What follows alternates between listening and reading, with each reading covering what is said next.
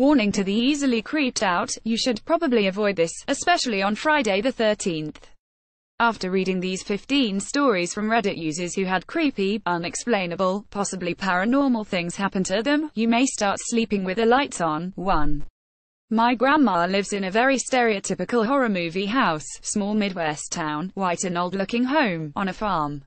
She even has a chipped wooden Mary Nativity in the front yard. She also has a cemetery about a half-mile down the road. I used to sleep in the room in the corner on the top floor, my aunt's room, and it had a wooden rocking chair in it. When I was younger I would wake up because I thought I heard it rocking, to the point where I would wake up my grandma and have to stay in her room. About 10 years later my mom, aunt and I were talking about how creepy my grandma's house was. My aunt goes on to talk about how when she was younger the reason my mom and her ended up sharing a room was because she thought her room was haunted. She said she woke up one morning and the rocking chair was about 2 feet closer to her bed, and after that night, it would start rocking on a nightly basis at midnight, via GIPHY2. Until a few years ago I still had a flip phone. One day I got a random call asking for some girl named Sarah. I told them they had the wrong number and they hung up. For the next few months, I would get these calls asking for Sarah about once or twice a week, coming from different number and different sounding people. Sometimes these calls came at 3 in the morning. One day I got a call and, like usual, I said I didn't know Sarah. After they hung up I went to my contacts and hit redial. The answering machine said that number did not exist.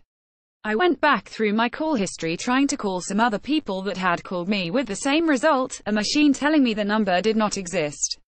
Every time I would get these calls I would redial the number and still got the machine. I googled the numbers but all I learned was that were coming from North Dakota, Montana, basically everywhere in the Midwest. The next time I got a call asking for Sarah, I said, "Oh yeah, she is right here," and the other person on the other end said no she isn't, and hung up. Things started getting weird when I started getting calls from unknown numbers calling me. Whoever or whatever on the other end hung up the second I said hello. Once I got a call where they didn't hang up after I said hello and I could hear someone was on the other end just listening but they didn't say anything, just something really uneasy about it, via GIPHY3. I was staying in the Flamingo Hotel in Las Vegas, oldest property on the Strip with a sordid mob history. In the middle of the night, I woke and saw a dark figure moving around the foot of my bed and coming up the gap between the twin beds. I hit the light, and there was a figure of a man in a 60s sports blazer with blood all over his face. I yelled "go away," and start flinging my arm in his direction. Just like that he disappeared. I woke my friends in the other bed and my buddy said, "What the hell you swatting at?" I told them and they laughed at me.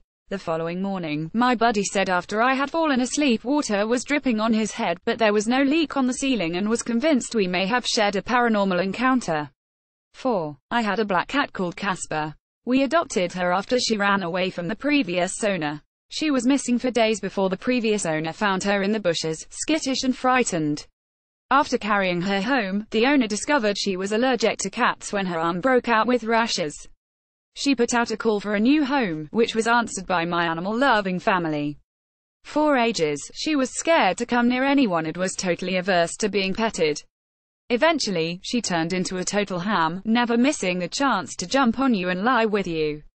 We loved her, and I loved her heaps. Then one day she lost the use of her back legs.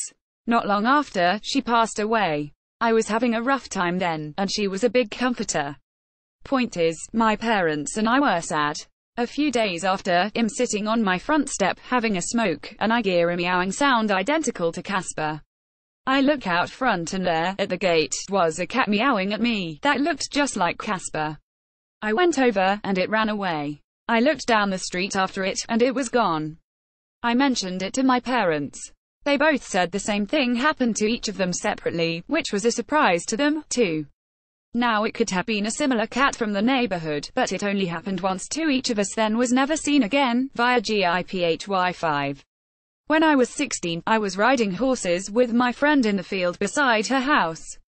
The horse threw me and I hit my head, hard. The next thing I know, I'm on my back in incredible pain staring up at my friend, who is frantically screaming at me. Dazed, my gaze shifted and then refocused on her friend behind her, a tall, thin man wearing a black suit and an old-fashioned, wide-brimmed hat. He was staring unblinking into my eyes over my friend's shoulder. Days later she came to visit me in the hospital, and I asked her about the man I'd seen. I thought it was a new boyfriend she'd recently told me about. She told me there was no one there but me and her. 6. This past year, I went to bed on a normal night, and in mid-dream, everything stops and a voice says, "The fire alarm is about to go off." I wake up about 5 minutes later when the fire alarm starts in our building. I asked my roommates the next day if anyone said that, and I just happened to hear it, but they said the alarm went off around 4 a.m. and they were all sleeping prior to it going off. Plus, none of us knew they were testing the alarm beforehand. I was weirded out after, via GIPHY7. Back in 2005, I was in a band that toured the country in a 15-passenger van with a trailer. We were on the way from Columbus, Ohio to Erie, Pennsylvania.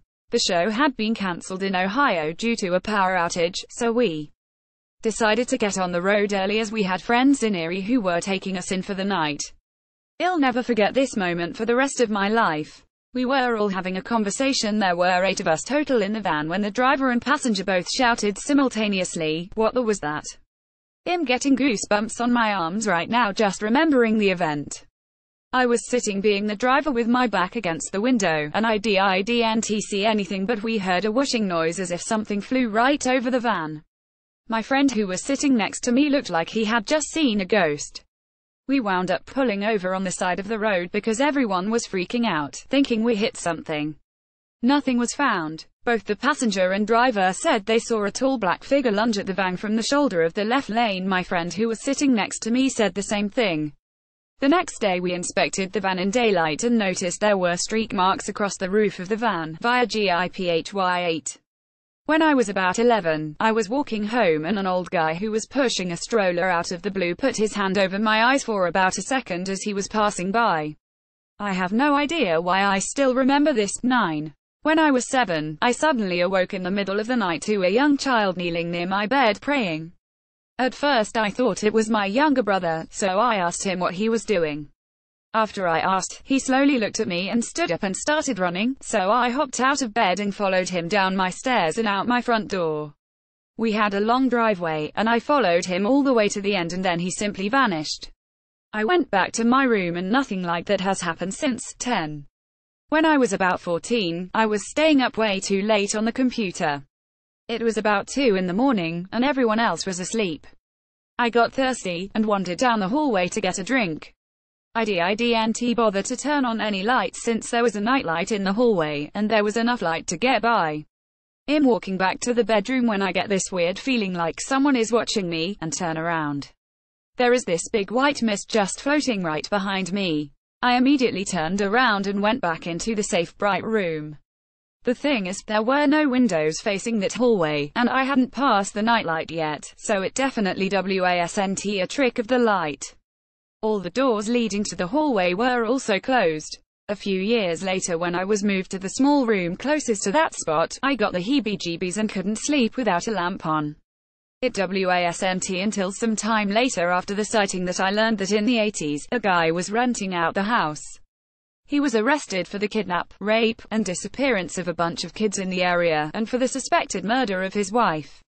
They never found her, and she supposedly ran away, according to him. Cadaver dogs went over the farm, but they never found anything.